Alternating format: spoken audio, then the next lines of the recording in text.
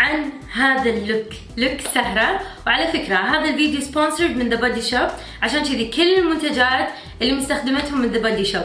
وابي اقول لكم شيء حيل مهم، ان بنات لازم تكملون متابعة الفيديو، لان اخر شيء في جوائز نار من ذا بودي شوب حق 10 فائزات. اذا تبون تعرفون الطريقة وشلون تفوزون فيها كملوا لاخر الفيديو. والحين حدي متحمسة اوريكم شلون سويت هذا اللوك. أبوي بنات شفت أشياء نار من ذا بودي شوب، أول مرة أدري إن عندهم هذه المجاميع حق البشرة أو الكمية هذه من الحمر والدرجات وألوان الميك اب. فصدق أحس ذا بودي شوب يبي له يوم فاضي كذي ونص يوم بعد إنكم تقعدون وتشوفون مجموعة. بصراحة احترت شنو ممكن أختار لكم بهذا اللوك، بس طلعت لكم بأشياء نار ضفتم حق روتيني. فأخليكم الحين مع الفيديو مع المنتجات النار اللي اكتشفتها. أول شي بلشت بهذا المقشر غني بفيتامين سي، وهو مقشر لطيف تضغطون منه شي عصرة وتفركون وتشوفوا الأشياء اللي تطلع. كل مرة انصدم شنو يطلع. بعدها مسحته بقطنة وريحته عجيبة. الحين راح احط من هذه القطرة دروبس اوف يوث. بنات هذه المجموعة لازم تشوفونها، حلو فيها ان هذه القطرة تجدد الخلايا الجذعية اسرع من المعدل الطبيعي. وحطيت منها كذي قطرات ووزعتهم بالطبطبة. وهم الحلو فيها هي علاجية، يعني حتى تحطونها وتنامون فيها. والحين راح احط هذا البرايمر من نفس المجموعة. حلو بنات بهذا البرايمر انه علاجي، يعني قبل انا دائما اخاف شنو ممكن يدش بمسامي، بس هذا علاجي للمسام وملمسه حده عجيب على البشرة.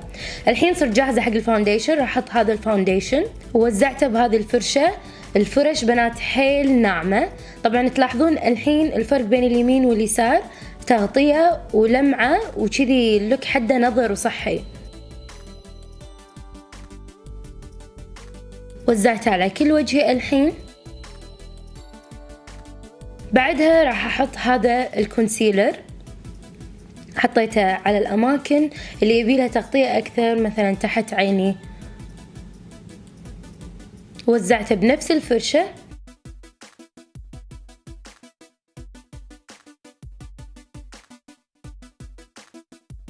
الحين راح احط من هذيلي. بنات هذيلي شيء خطير، يصلحون حق الميك اب ارتست والاستخدام الشخصي. الحلو فيهم تقدرون تضيئون فيهم مناطق او تخلطونهم مع فاونديشن عشان تطلعون الدرجات المناسبة.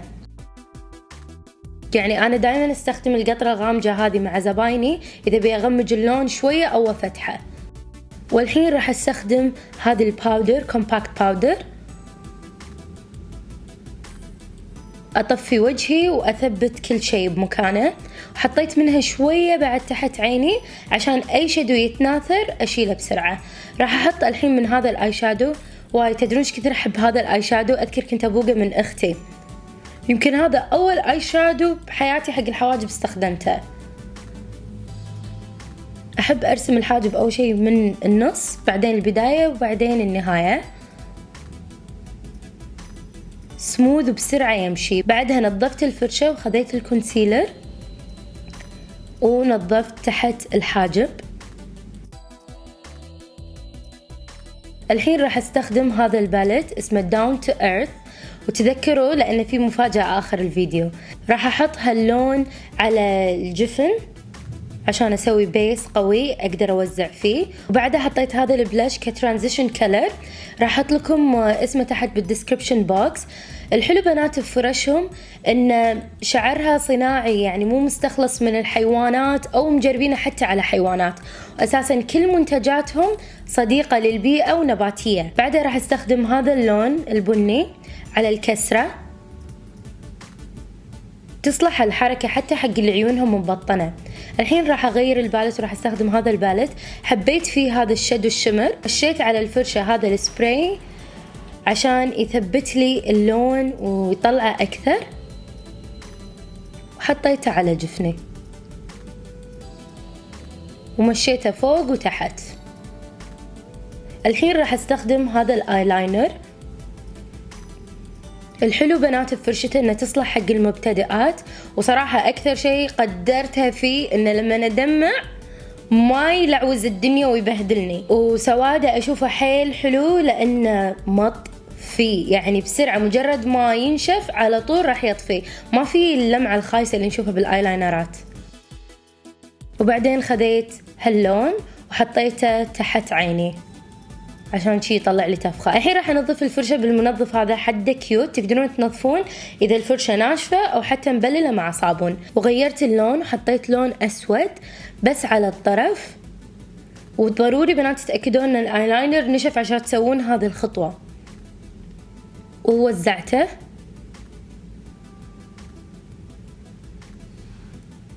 الحين راح احط هذه الماسكرا، هي ماسكرا تكثيف، راح تشوفون نتيجتها حيل حلوة. حطيتها على الرموش العلوية والسفلية. والحين شطفت كل الباودر الزايدة، وهذا اللوك النهائي. راح ارش الحين هذا السبراي مستخلص من القمح، ريحته عجيبة وهو يثبت وبنفس الوقت يعطي لمعة، راح تشوفون اللمعة على طول، عجيبة ريحته. وراح احط الحين هذه اللمعة، واجد بنات نصحوني فيها واخيرا جربتها، شكرا حق كل اللي نصحوني فيها لاني صدق حبيتها. وبعدين راح ارد احط نفس البلش اللي حطيته على عيوني كترانزيشن كلر لان احب اربط اللوك. وبعدها راح احط من هالحمرتين لونهم دمار، ومن كثر ما حبيت هذه الحمر حطيتهم لكم بالجيف اواي.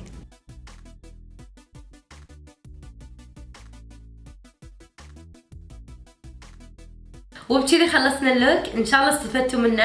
اما الحين وقت الجيف اواي، ابي اقول لكم منو يقدر يفوز وشلون تقدرون تفوزون. بس قبل هذا كله خليني اوريكم شنو ممكن تفوزون فيه. الجيف اواي عباره عن هذا البوكس. هذا البوكس فيه الاي شادو اللي انا استخدمته تو، وفي الحمرة النار اللي تشلع القلب، وفي هذه الماسكة، واخر شيء في هذا الايلاينر. اول شيء هذه الجائزة راح تكون حق 10 رابحات، وهال10 رابحات راح يكونوا من الكويت ومن السعودية. باقي الدول اعتذر منكم بس اكيد راح نعوضكم قريب. وعشان تقدرون تفوزون بالهدية شنو لازم تسوون فولو حق حساب ذا بودي شوب الكويت والسعودية، راح احطهم لكم الحين فوق، وبعد راح احطهم لكم تحت بالديسكربشن بوكس.